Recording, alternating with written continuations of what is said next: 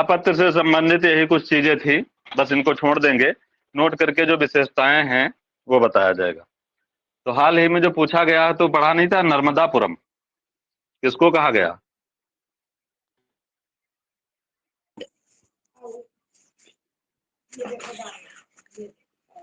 हम्म होशंगाबाद।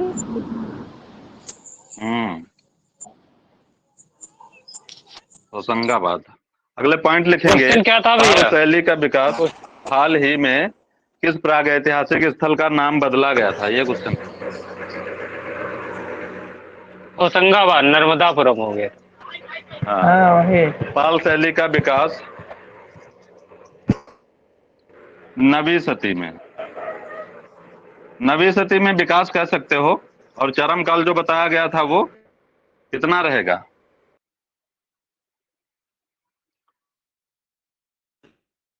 11वीं से चरम विकास 10वीं। हाँ, 10वीं या 11वीं। शैली का विकास नवी सदी में धर्मपाल,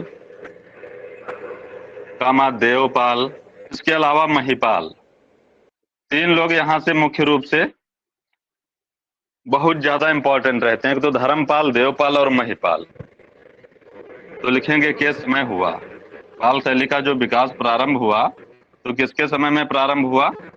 धर्मपाल, देवपाल और महिपाल, इन लोगों के समय जो ये पाल राजा हैं, तो इन लोगों के समय पाल शैली का जो विकास था वो प्रारंभ हो गया था।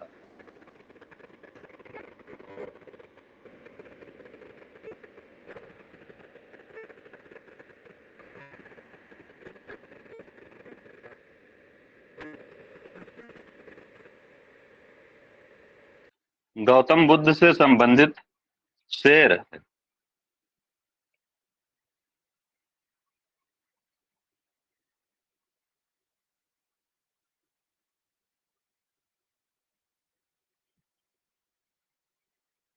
घोड़ा,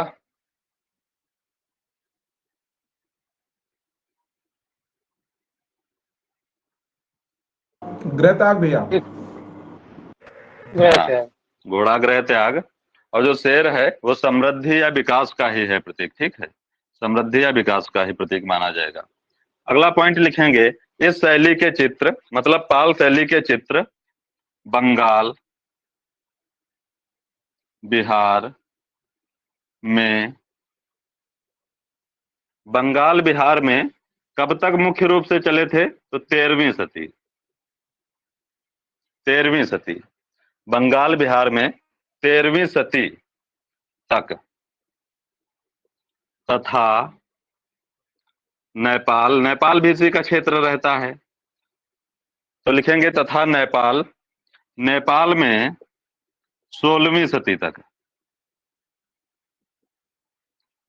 नेपाल में, बंगाल बिहार में लगभग 13वीं सदी तक, नेपाल में लगभग 16वीं सदी तक बनते रहे या चलते रहे, बनते रहे।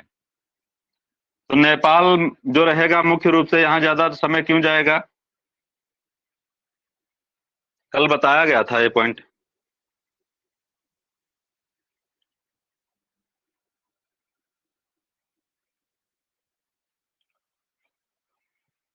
जो बंगाल बिहार है, बंगाल बिहार और नेपाल, ये तीनों क्षेत्र हैं पाल शैली से बहुत ज्यादा संबंधित हैं।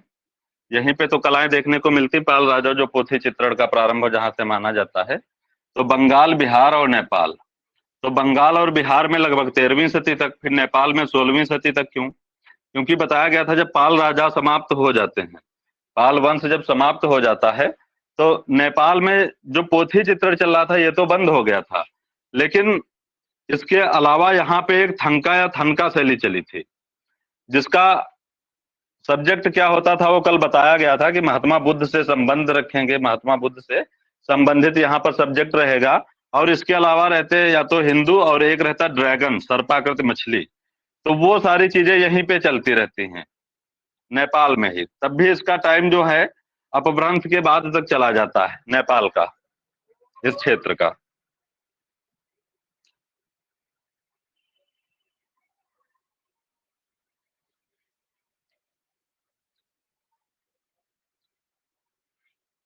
अगला पॉइंट लिखेंगे, यह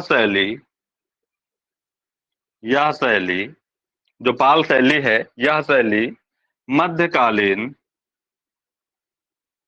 मध्यकालीन शैली में सर्वोत्तम है। यह मध्यकालीन शैलियों में सर्वोत्तम है। जो भी मध्यकालीन शैलियां बताई गई हैं, उनमें ये सबसे ज्यादा सर्वोत्तम रहेगी, पाल शैली जो पढ़ रहे हो। तो मुख्य रूप से मध्यकालीन जो शैली है वो कौन कौन सी हैं?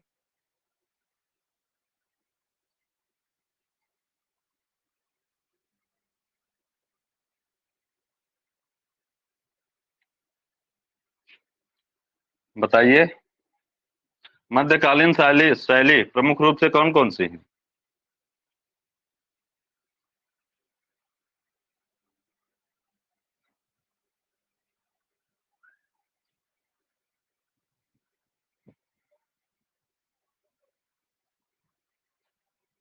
बता नहीं रहे हो? कोई लोग आवाज नहीं आ रही क्या? आवाज नहीं आ रही? आ रहे बोल तो रहे हैं। हाँ बताओ। पाल अपभ्रंश जैन दक्षिणी।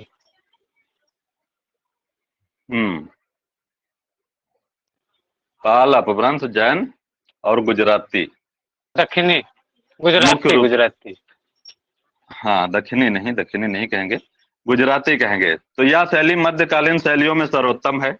मतलब अपभ्रंश, जैन, गुजरात, विजयनगर, थंका, जितना भी जो कुछ है, सभी में सर्वोत्तम मानी जाएगी पाल शैली। और इसका मुख्य कारण क्या था? तो इसका मुख्य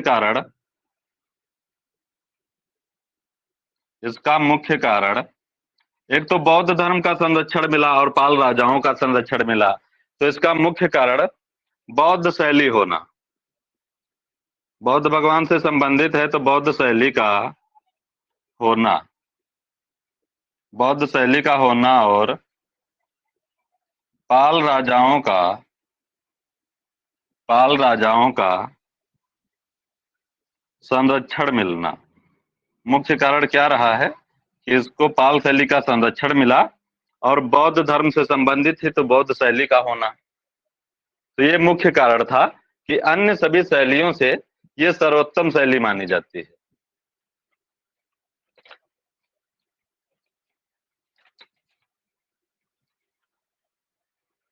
सातवीं या आठवीं सदी से पहले जो भारतीय चित्रकला देखने को मिलती है, वो मुख्य रूप से कहाँ देखने को मिलती है? किस रूप में देखने को मिलती है?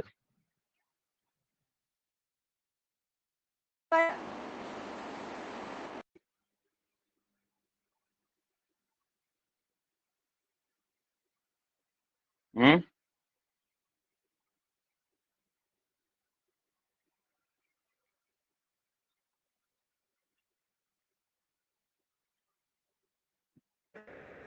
बोल नहीं रहे हो कोई लोग? फिर से पूछिए, समझ नहीं आया कुछ। ठीक है। सातवीं या आठवीं सदी से पहले जो भारतीय चित्रकला देखने को मिलती है, वो किस रूप में देखने को मिलती है? भित्ति चित्रण रूप में। भित्ति चित्रण के रूप में। जी। तो इजी चीजें हैं, डेली बताया जाता है। लेकिन जब आवाज नहीं आ रही तो इधर क्या दे? आवाज पता नहीं, आज कुछ प्रॉब्लम आ रही है। पाल शैली की चित्रण परंपरा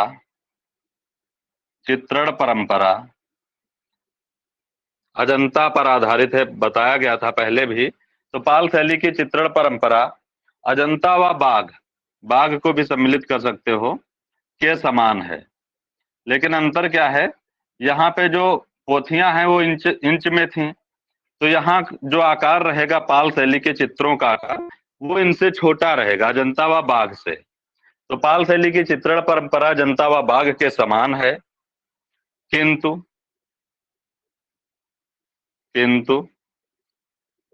चित्रों का आकार, जो चित्रों का आकार यहाँ पे रहा है, ये पाल शैली की बात हो रही है। जो चित्रों का आकार रहा है पाल शैली में, तो आकार कह लीजिए या निर्माण कह लीजिए कि चित्रों का निर्माण दृष्टांत है, किंतु चित्रों का निर्माण दृष्टांत है या दृष्टांत चित्रों के रूप में हुआ। चाहे जैसे लिख लें, निर्माण दृष्टांत चित्रों के रूप में हुआ, दृष्टांत चित्रों के रूप में हुआ, ऐसे भी कह सकते हो। परंपरा या समानता जो रहेगी वो पाल शैली वालों की अजंता व बाघ रहेगी, मुख्य रूप से अजंता आएगा, बाघ भी कह सकते हो। तो समानता जो पूछी जाएगी तो अजंता के समान रहेंगे या बाघ, दोनों के समान रहेंगे, अजंता व बाघ के। लेकिन अंतर क्या है, यहाँ पे जो निर्माण किया गया है चित्रों का पाल शैली में, तो ये दृष्टांत है। इसका मतलब लघु या छोटे चित्र, लघु या छोटे चित्र दृष्टांत है। चित्र किस रूप, पाल शैली में, तो समानता जरूर है जनता व बाघ जैसी, लेकिन यहाँ पे चित्रों का जो आकार रहेगा लघु या छोटा रहेगा।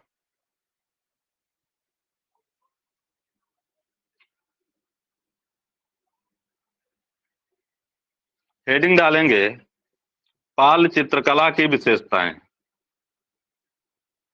पाल चित्रकला की विशेषताएं, पाल चित्रकला की विशेषताएं, ये हेडिंग डालेंगे पाल चित्रकला की विशेषताएं।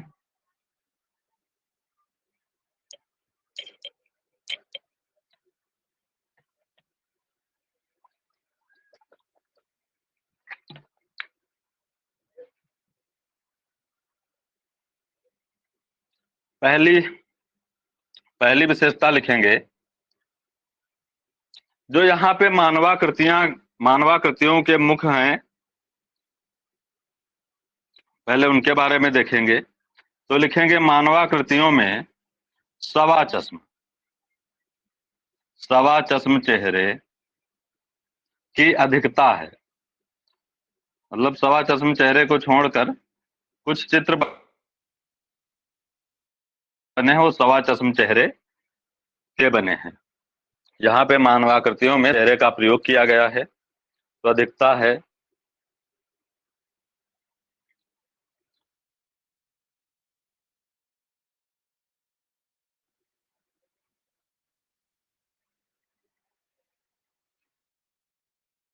लिखेंगे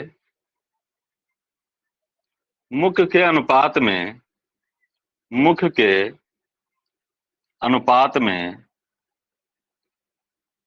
जो मुख से अगर देखा जाए, मुख के अनुपात में नाक लंबी बनाई गई है, लंबी बनाई गई है। ये कल भी बताया गया था कि यहाँ पर जो नाक बनाई गई है वो मुख के अनुपात में लंबी बनाई गई है। पाल शैली में जो नाक बनाई गई वो लंबी बनाई गई है, किंतु विशेषता देखो ये है जो इसको अपभ्रंश से अलग करेगी। किंतु नाक गाल के बाहर निकली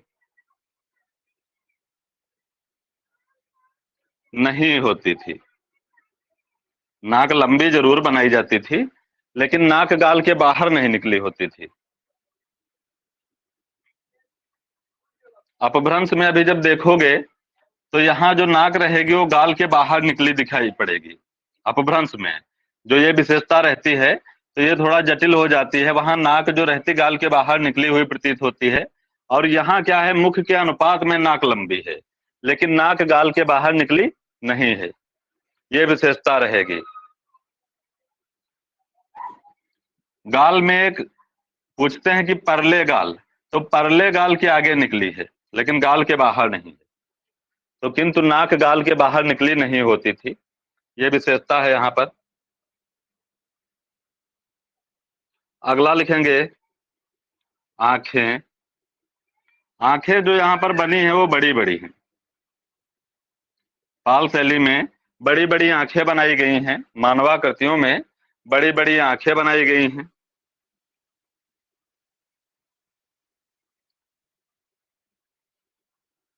चाहो तो ब्रैकेट में लिख सकते हो कि कर्ण स्पर्शी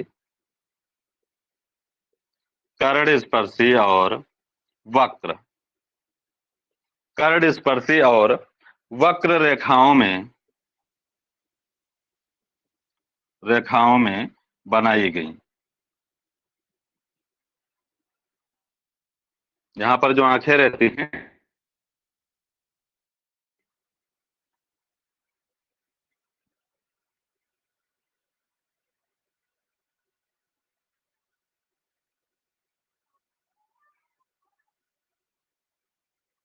अगला पॉइंट, सिर चपटे हैं। सिर यहाँ पर चपटे बनाए गए हैं। मानवाकृतियों के जो सिर बने हैं वो चपटे हुए प्रतीत होते हैं।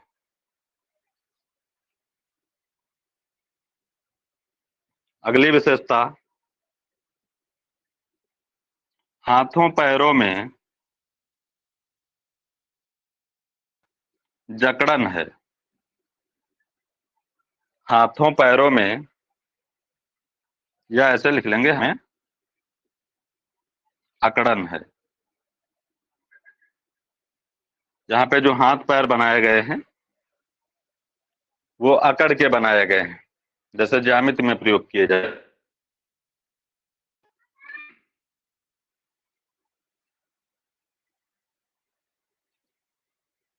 देखो, जैसे हाथ बनाया गया है तो इस तरीके से, जैसे हाथ बना है इस तरीके से, तो इसमें जो ये गोलाई वाला आभास होती है, गोलाई वाली हल्का, और जो इस तरीके से, ऐसे कुछ हाथ नहीं बना है। यहाँ पे बस ऐसे बनाया गया है, ऐसे ऐसे हाथ बनाए गए हैं। यहाँ से क्वेश्चन भी आता है इसी अकड़न या जकड़न से। तो यहाँ पे आकृतियों में ही तो सजीव नहीं दिखेंगे, हाथ पैर हो या पूरी आकृति हो। हाँ, क्या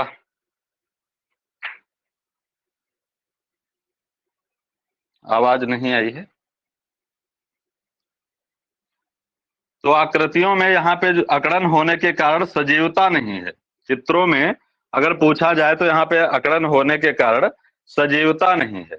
सजीवता का आभास है, सजीवता या स्वच्छंदता, उसका आभास रहेगा यहाँ पे पाल में, क्योंकि यहाँ हाथों और पैरों में अकड़न है, हाथ बनाए गए हैं।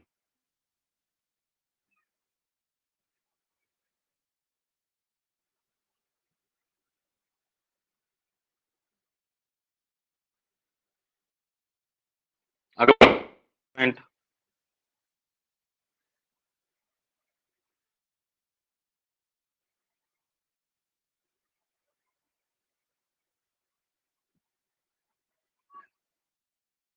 रेखाएं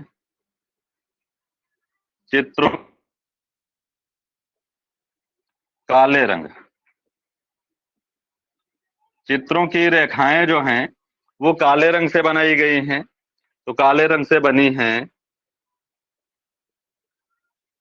तथा रेखाओं में चित्रों की रेखाएं काले रंग से बनी हैं तथा रेखाओं में प्रवाह व लयात्मकता नहीं है। ना तो रेखाओं में कोई प्रवाह है या लय है या लयात्मकता है, और ना ही आकृतियों में।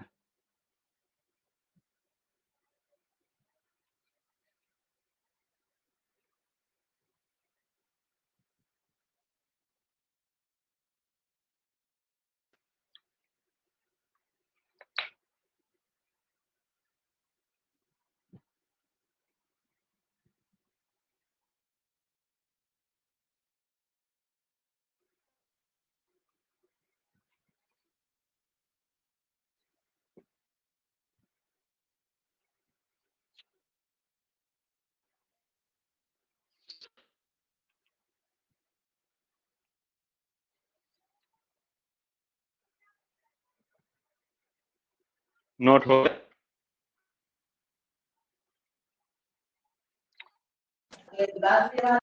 शैली के सर्वाधिक चित्र, पाल शैली के सर्वाधिक चित्र कहाँ सुरक्षित हैं? पाल शैली के सर्वाधिक चित्र कहाँ सुरक्षित हैं? लकड़ी में बॉक्स बनाकर ऐसे- रॉयल एशियाटिक सोसाइटी बंगाल। हाँ हाँ। बंगाल में है। तो या तो यहाँ पे चित्र नहीं लिखेंगे, पोथियां लिख लेंगे, क्योंकि पोथियों में ही चित्र हैं। बात हालांकि वही है, लेकिन थोड़ा सा अंतर है। ये सर्वाधिक या अधिकांश चित्रित पोथियां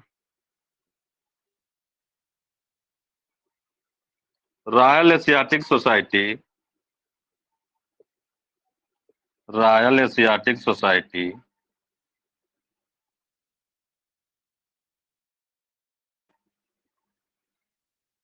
बंगाल में सुरक्षित हैं। रॉयल एशियाटिक सोसाइटी बंगाल में सुरक्षित है। पाल शैली की अधिक चित्र या चित्रित पोथियां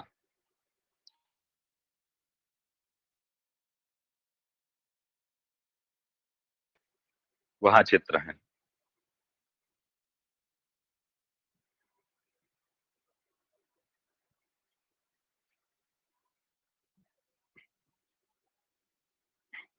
और पाल शैली के जो चित्र हैं तब भी ये जनता जाएगा। और अगर ये पूछा जाए कि पाल शैली में जो चित्र बने हैं उनका आधार क्या है, तो आधार भी ये जनता रहेगा। ठीक है, ध्यान रखेंगे। अगला पॉइंट है पाल शैली के सर्वाधिक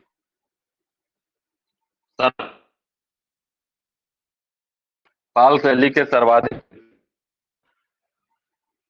किस पर बनाए गए हैं? ताड़पत्र पर बने हैं। पाल शैली के सर्वाधिक चित्र ताड़पत्र पर बने हैं। और इसके अलावा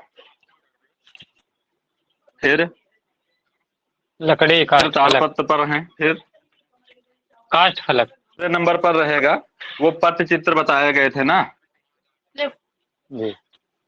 कपड़े पर बने हैं। दूसरे कहाँ बने हैं? कपड़े पर। हाँ, जो अपभ्रंश में जाओगे तो वहां हाथी दांत, काष्ठ, कागज सारा कुछ आ जाता है। यहाँ पे मुख्य रूप से ताड़पत्र है। इसके बाद जो बताया गया था पट्टचित्र, क्या चीज?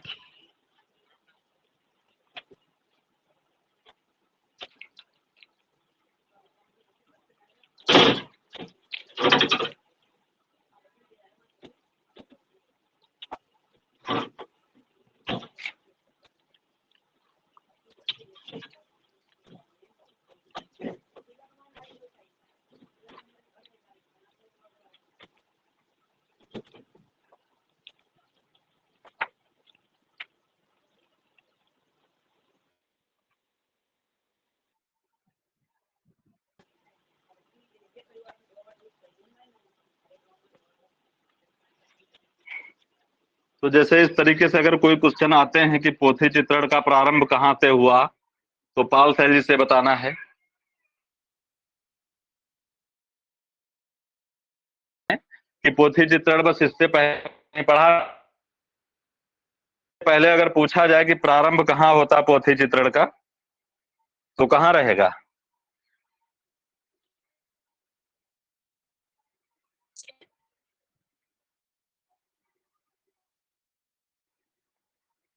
जी समझे नहीं क्या?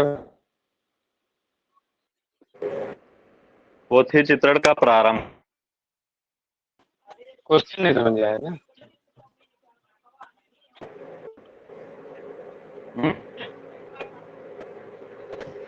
क्वेश्चन नहीं समझ आया था।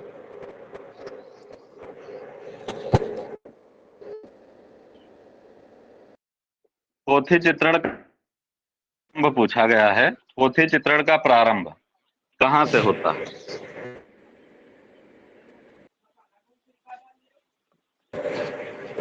जी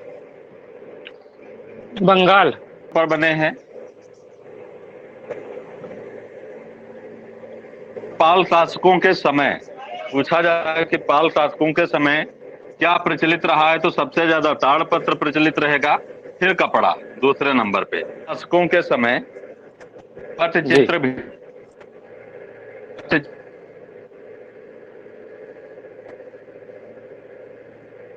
प्रचलित थे, चाहे पाल शासक पूछे, शैली पूछे। और ताड़पत्र का प्रयोग सर्वप्रथम कहाँ देखने को मिलता है, या पोथी चित्रण का सर्वप्रथम प्रयोग कहाँ मिलता है?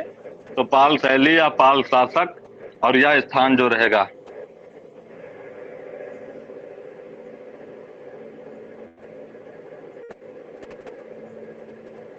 और ये जो पटचित्र रहते हैं, तो पटचित्रों के बारे में कल बताया गया था कि जो ये पाल शासकों के समय विशेषता जो रहेगी पटचित्र वाली, जो पटचित्र प्रचलित हैं, तो इनके सब्जेक्ट क्या रहेंगे?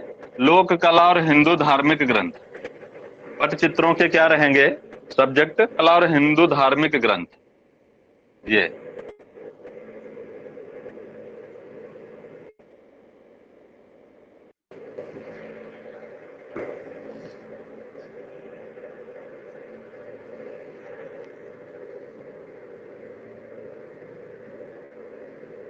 अगला पॉइंट लिखेंगे,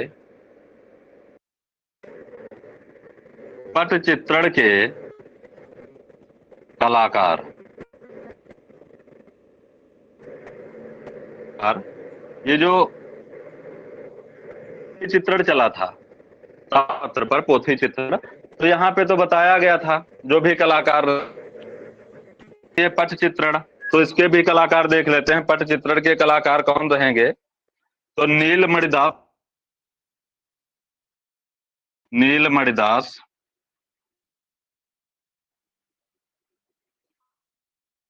गोपाल,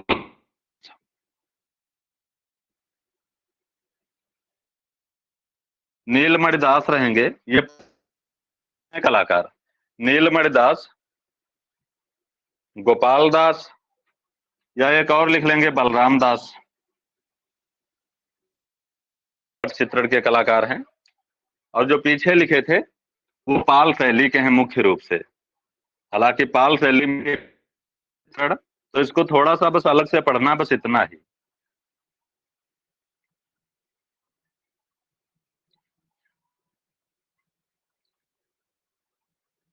अगला पॉइंट लिखेंगे, पाल शैली के पाल शैली के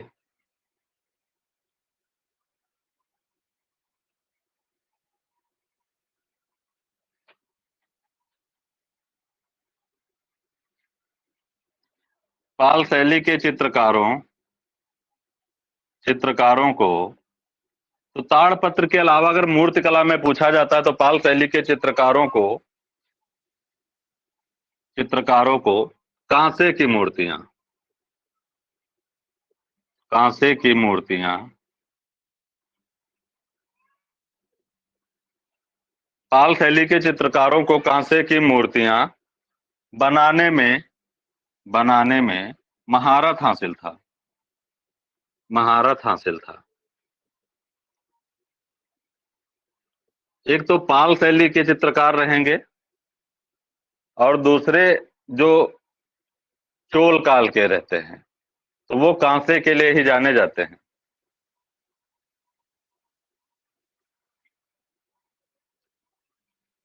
कांस्य मूर्तियों का निर्माण जो रहा है पाल शासकों के समय रहा है, और पाल शैली के जो चित्रकार रहे हैं वो कांसे की मूर्तियां बनाने के लिए बहुत ज्यादा विख्यात थे। इसके अलावा वहां पढ़े हो मूर्ति कला में,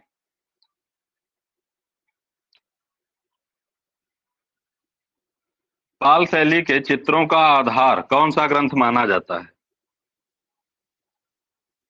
बताइए, पाल शैली के चित्रों का आधार कौन सा ग्रंथ माना जाता है? प्रज्ञा पारमिता। प्रज्ञा चाहे तो लिख लीजिए कि पाल शैली के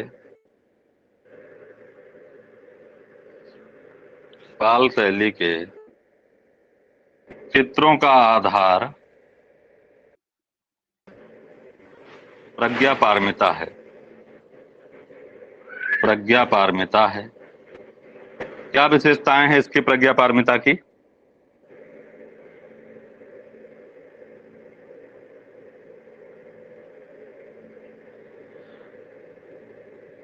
पाल शैली सर्वप्रथम चित्रीय ग्रंथि ही माना जाता है। वह यह जो ताड़पत्र हाँ। पर चित्रित हुआ है।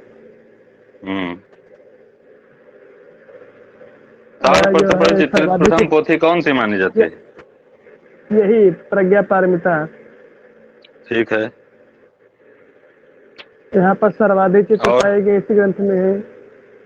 हम्म, यह लमसम 8वीं सदी की है। सर्वाधिक चित्रित ग्रंथ यही है। सबसे ज्यादा इसी की प्रतिकृतियां बनाई गई हैं। सबसे ज्यादा यही चित्रित रही है। तो बस अब पाल वंश है समाप्त। नोट करके एक पॉइंट लिखेंगे। पालों के बाद बताया गया था कि सेन आते हैं। सेन किसके विरोधी थे?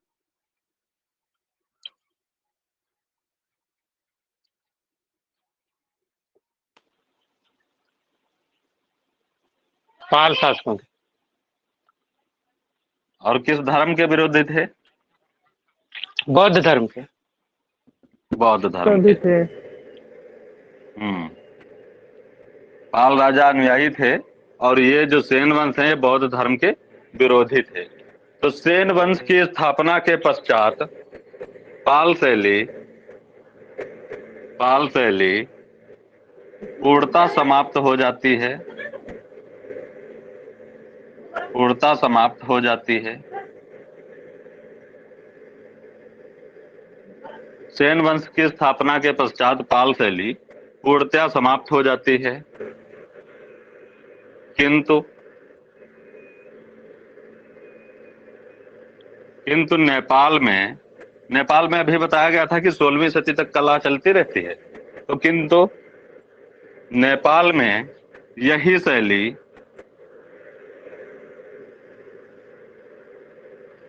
शैली थनखा या थंका, ये रहेगा। नाम देखेंगे कि नेपाल में यही शैली थनका या थंका शैली के रूप में हुई। देखो ये तुरंत बाद नहीं है। जो पाल शैली चलती नहीं है, क्योंकि इसका जो समय रहता है लगभग जाएगा अपभ्रंश में लास्ट में। जब अपभ्रंश चलेगा वही उत्तर मध्यकाल, तो उसका जब लास्ट रहेगा उस समय में की ये शैली है। लेकिन इसकी विशेषताएं बौद्ध धर्म से संबंधित हैं। वैसे अगर चाहे पे लिख लेंगे, समय इसका याद रखेंगे कि पाल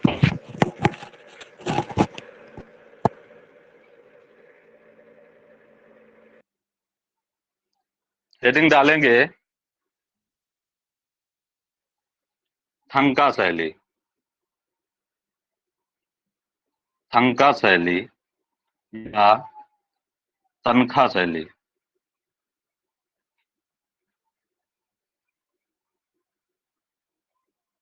थंका शैली या तनखा शैली या थनखा शैली, नाम इसके थोड़ा इधर उधर लिख के आते हैं। देखो वो लगभग 12वीं तक चलती है। और ये जो थंका शैली रहेगी, इसका जो समय रहेगा थंका शैली का, तो ये रहेगा 16वीं सदी। 16वीं सदी इसका समय जो रहेगा थंका शैली का, 16वीं सदी। लेकिन बात यह है कि जो इसके बाद में आते हैं 13वीं से, जैसे अपभ्रंश जो रहता है, तो पाल शैली के बाद अपभ्रंश आ जाता है। लेकिन अपभ्रंश में क्या है, जैन धर्म से संबंध रखते हैं वो लोग, और यहाँ पे ये क्या है, बौद्ध धर्म से संबंधित है। तो बौद्ध में होने के कारण इसको यहीं पढ़ लेते हैं। उत्तर मध्यकाल पूरा चैप्टर बाद में पढ़ लेते हैं।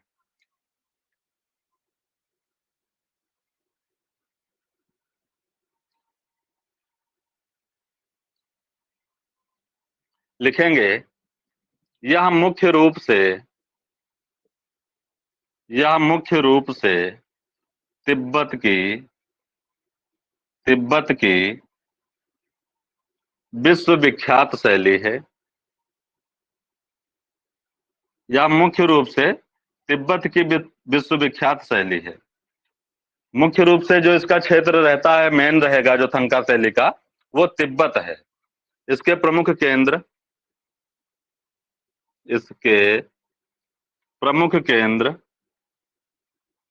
केंद्र देखते हैं कौन कौन से रहेंगे। तो एक तिब्बत हो ही गया, मुख्य केंद्र यही रहेगा तिब्बत। और इसके बाद में तिब्बत के अलावा चीन रहेगा, नेपाल रहेगा और हिमाचल प्रदेश भी रहेगा। हिमाचल प्रदेश तो मुख्य रूप से तिब्बत की शैली है थंका शैली। इसके अलावा चीन, नेपाल, हिमाचल प्रदेश, ये सारा कुछ जाना जाता है इसके लिए।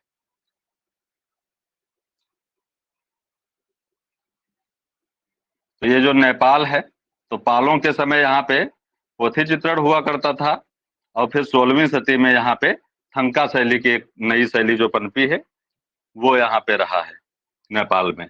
इसीलिए नेपाल वहां से जुड़ा था पोथी चित्रण से। बाकी ये तो अलग हैं, तिब्बत, चीन, हिमाचल प्रदेश ये अलग हैं पाल शैली से, लेकिन नेपाल, तो इसके बारे में थोड़ा सा अलग से देख लेते हैं कि ये जो नेपाल है चलते ही रही है, बाकी बंगाल बिहार वाला जो रहा है वो सब खत्म हो जाए पाल शैली के साथ ही।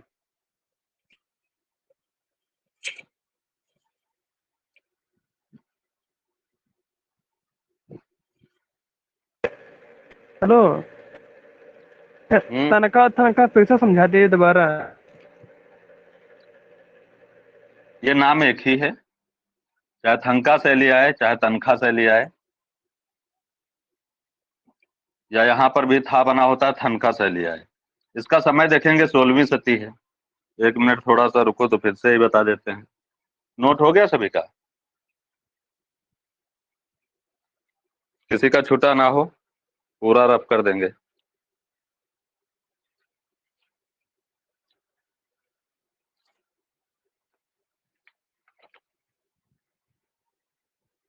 नोट है सभी का? फिर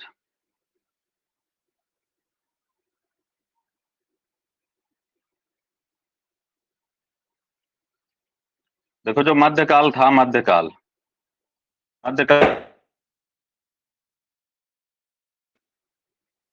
तो एक रहता था पूर्व मध्यकाल, एक उत्तर मध्यकाल। और पूर्व में पाल शैली पढ़ रहे थे अभी, पाल शैली। अब ये जो पाल शैली पढ़ रहे थे, तो इसका समय कितना बताया गया था कि 730 से लगभग 730 से 1197 सदी कह सकते हो। तो मतलब पालों का जो अंत रहा है वो कब हो गया है? 12वीं सदी में। यहां तक तो क्लियर है, पाल पूरी पढ़ डाली है, माने 8वीं से ये स्टार्ट, अंत इसका कब हो गया? 12वीं में। यहां तक ठीक है?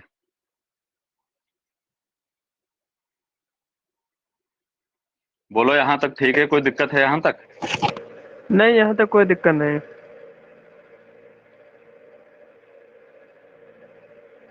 ही है, 12वीं तक लगभग चली है। फिर उत्तर मध्यकाल में जो रहता है, तो उत्तर मध्यकाल के 2 पार्ट कर दिए जाते हैं। तो सल्तनत काल को अभी हम सबसे लास्ट में पढ़ेंगे, तो इसको छोड़ ही देते फिलहाल सल्तनत काल को। इसमें देखते हैं अपभ्रंश पढ़े थे, अपभ्रंश जैन, गुजरात। तो समय बताया गया है, क्या बताया गया था कि 16वीं तक। अपभ्रंश का जो समय बताया गया था, ये कितना बताया गया था? 8वीं से मानेंगे या 10वीं से मानेंगे, 16वीं तक चलेगा। 8वीं से मान सकते हो, 8वीं से भी, लेकिन 16वीं तक मुख्य रूप से चलेगा। ये जो 16वीं तक चलता है, और जो थंका शैली पढ़ रहे थे, थंका शैली, इसका भी समय बताया गया 16वीं से। तो ये थंका शैली उत्तर मध्यकाल में आ जाएगी, बराबर आ जाएगी। तो लगभग जब हम अपभ्रंश पढ़ते हैं, गुजरात पढ़ते हैं, इसी के बीच में या इसी के बाद में हम थंका शैली में यहाँ लिख सकते हैं, क्योंकि इसका समय तो यहीं पे आएगा उत्तर मध्यकाल में। ये जो अपभ्रंश जैन और जैन धर्म के लिए बौद्ध धर्म से संबंधित है, बौद्ध धर्म। तो अगर हम धर्मों के हिसाब से देखते, देखो है ये बौद्ध धर्म है, अब हमने इसको पढ़ा। अब जब उत्तर मध्यकाल रहेगा तो उत्तर मध्यकाल पूरा क्या रहेगा, जैन से संबंधित। सल्तनत काल को छोड़ देते हैं, सल्तनत काल की बात ही नहीं करते हैं। तो इधर वाला जितना पार्ट रहेगा ये संजू सब जैन वॉल्यूम धर्म से संबंधित रहेगा। वॉल्यूम म्यूट कर लेंगे। और जो थंका शैली है ये बुद्ध जी से संबंधित है। तो अगर हम इसको अकॉर्डिंग समझना पड़ेगा। और अगर हम थंका को समय इसका ना देखें, इधर ले आए, बाद में अगर थंका शैली हम पढ़ लें तो सिर्फ समय थंका शैली का, तो इसका समय सिर्फ 16वीं बताना है, 16वीं शती। जो विशेषताएं पाल वालों की हैं वो इनकी रहेंगी। विषय को लेकर, अगर विषय को लेकर देखा जाए तो बौद्ध धर्म से भी संबंधित हैं और बौद्ध धर्म से पाल शैली संबंधित है। और उत्तर मध्यकाल जो रहा, यहाँ की जो शैलियां रही हैं ये जैन धर्म से संबंधित है। तो अगर समेटिंग देखा जाए थंका को, जैन गुजरात पढ़ेंगे, थंका शैली भी पढ़ लेंगे, लेकिन ये तीन हमारी जैन धर्म से होंगी, थंका बौद्ध धर्म से हो जाएगा। तो ये इधर बीच में आ जाएगा, जैन के बीच में, इसलिए इसको इधर ही ले आते हैं। एक पाल का एक केंद्र भी आ जाएगा जो नेपाल है, उसके लिए भी थंका इंपॉर्टेंट रहता है। तो इसलिए यहाँ से अगर नीचे पढ़ते हैं तो यहाँ से कुछ पढ़ना नहीं पड़ेगा, सिर्फ इतना याद रखना होगा कि पालों के बाद में पाल 12वीं तक चले हैं और ये 16वीं तक इसका समय रहा थंका का। तो बस समय याद रखना है, बाकी सारी चीजें जो आएंगे पूर्व मध्यकाल के अकॉर्डिंग इसको रख सकते हो पाल शैली में। समझ गए?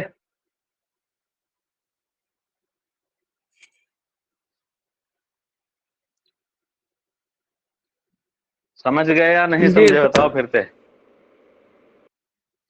ठीक, अगर समय के अकॉर्डिंग रखेंगे इसको तो हम यहाँ पे रखेंगे, अपभ्रंश जैन गुजरात पढ़ेंगे। ये तीनों एक ही शैलियां हैं, ऐसे मान लो कि अपभ्रंश जैन गुजरात, ये गुजरात स्थान हो जाएगा मेन, और जैन धर्म हो जाएगा। और अपभ्रंश यहाँ टूटी फूटी या कला का पतन वगैरह कहा गया, गिरावट चल रही थी चित्रों में, इसलिए इसको अपभ्रंश कहा गया।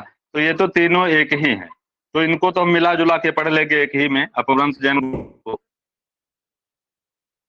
पढ़ेंगे तो अचानक से सब बदल जाएगा से हैं, और इसका पूरा विषय बदल जाएगा थंका शैली का। तो इसलिए समय को याद रखेंगे कि है जरूर पाल शैली के नीचे पढ़ो, पाल नीचे पढ़ लेंगे। तो क्लियर है, रब करें।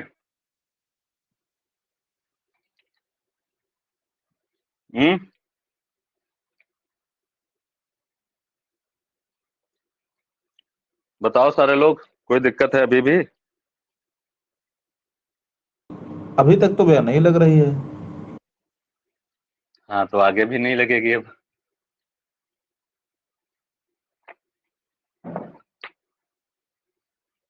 अगर इस तरीके से पढ़ते हैं नहीं पड़ेंगी। और एक क्षेत्र साथ ही में कॉमन मिल जाता है जो नेपाल रहता है। अगर पूछते हैं नेपाल से कि पाल के बाद जो नेपाल रहा है, तो नेपाल में क्या प्रचलित रहा है या कौन सा क्षेत्र किस रूप में रहा है, तो थंका के रूप में रहेगा।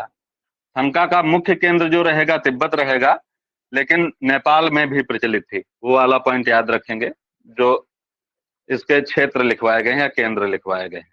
अब देखेंगे थंका का अर्थ क्या है। थंका का अर्थ, तो इसका अर्थ है सपाट कैनवास पर चित्रकारी करना।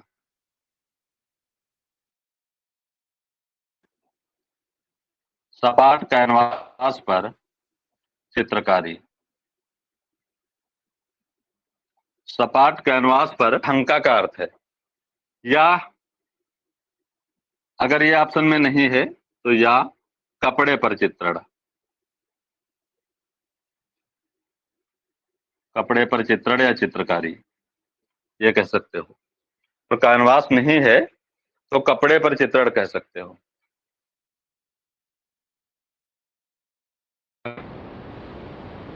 चित्रण विषय देखते हैं। चित्रण विषय बहुत छोटी सी शैली है, बस इसको केंद्र के लिए जानी जाती है, या पूछ लिया जाता थंका कहाँ प्रचलित में थी, कहाँ प्रचलित थी, इस तरीके से। या यहाँ से एक आधे जो कला कपड़े पर चित्रकारी या कैनवास पे चित्रकारी। चित्रण विषय यहाँ पर देखेंगे तो चित्रण विषय क्या रहेगा? अच्छा, नेपाल क्यों पूछा जाता है? नेपाल में यही कला झंडों के रूप में उभर कर आई थी। अभी एक पॉइंट क्लियर हो जाएगा। तो चित्रण विषय मुख्य जो रहेगा भगवान बुद्ध रहेंगे। भगवान बुद्ध अलावा लिख लेंगे एवं ड्रैगन, भगवान बुद्ध एवं ड्रैगन, ये चित्रण विषय रहा है। ड्रैगन का मतलब है यहाँ पर सर्पाकृति मछली।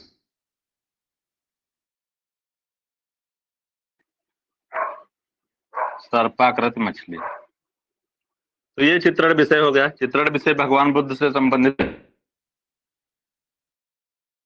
गया, एवं ड्रैगन अलग से है। बस पॉइंट लिखेंगे नोट करके, या पॉइंट डाल के कैसे भी करके लिख।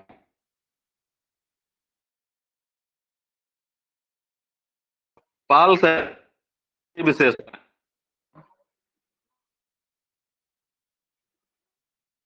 यही चीजें वहां पे दिक्कत रहती है। तो पाल शैली की विशेषताएं नेपाल की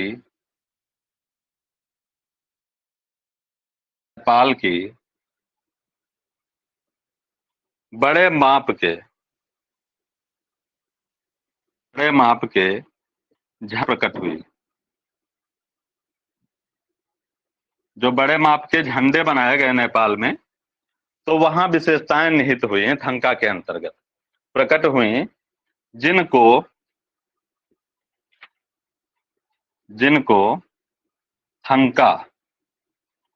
थंका शैली कहते हो।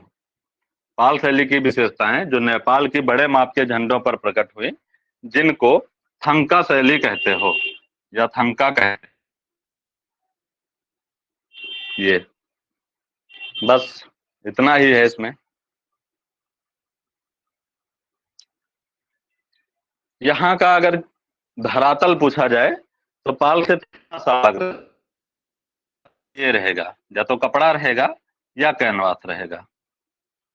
जो अर्थ है इसका, जिस पर चित्रकारी करते हैं, अगर धरातल पूछा जाए तो पाल में पोथी चित्रण रहा है, ताड़पत्र रहा है, वो अलग बात है, कपड़ा बाद में आया है। तो यहाँ कैनवास बताएंगे या कपड़ा बताएंगे?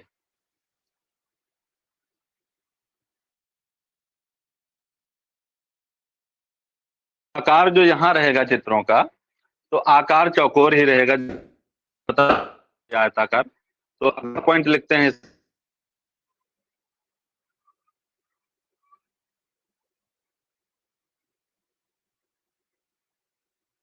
थंका शैली के अधिकांश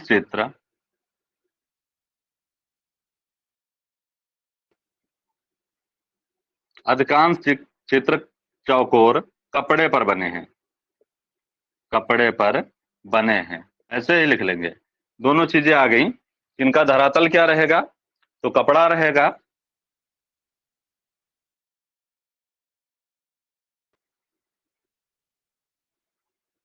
ठीक, वहां पे चित्रों का आकार है या आयताकार है, लेकिन धरातल जो, तो वो पोथी चित्रण जो वो किया गया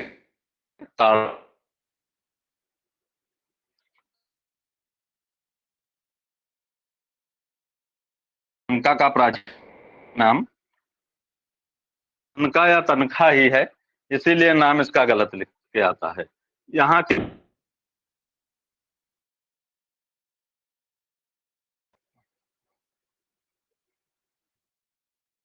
थंका शैली के प्रसिद्ध चित्रकार हेडिंग डालेंगे। चित्रकारों में यहाँ दो नाम, नैवरंग पाल और दूसरे सोनाम तासी।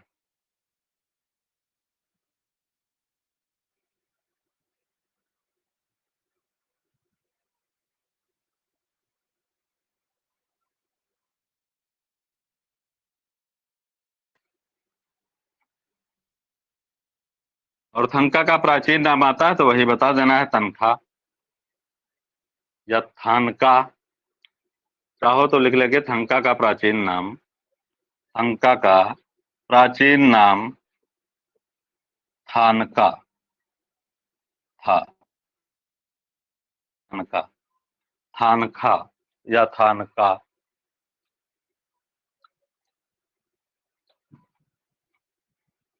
पाल शैली के कलाकार या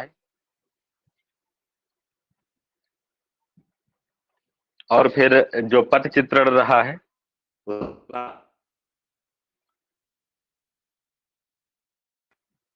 बस।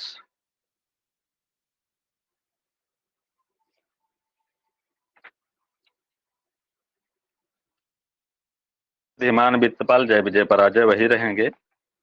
और यह नाम तासी या सोईपाल भी लिख देते हैं कभी कभी, ध्यान रखेंगे।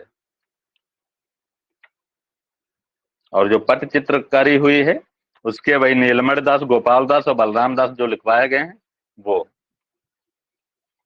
सभी के अलग अलग हैं कलाकार, ध्यान रखेंगे, अलग अलग इसीलिए लिखवा दिए गए, ऑप्शन में कभी कभी दे देते हैं।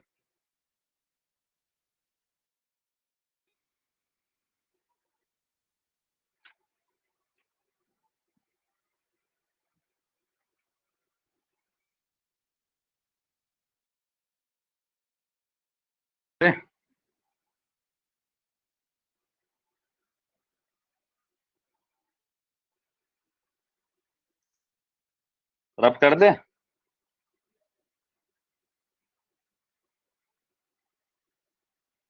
जी सर।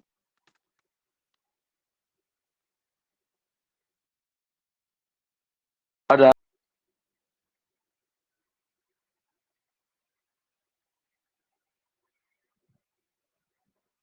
हेलो, हाँ, आ रही आ रही। आ रहे आ भैया, आ रही, रही है। ठीक है। अब बिल्कुल नए पेज से हेडिंग डालेंगे, जैन धर्म,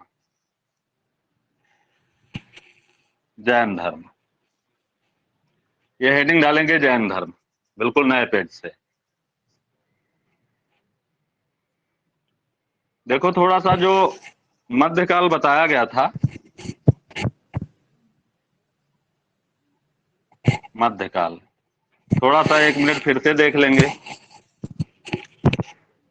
तो मध्यकाल में पूर्व मध्यकाल रहेगा, उत्तर मध्यकाल रहेगा। तो पूर्व मध्यकाल पूरा समाप्त है।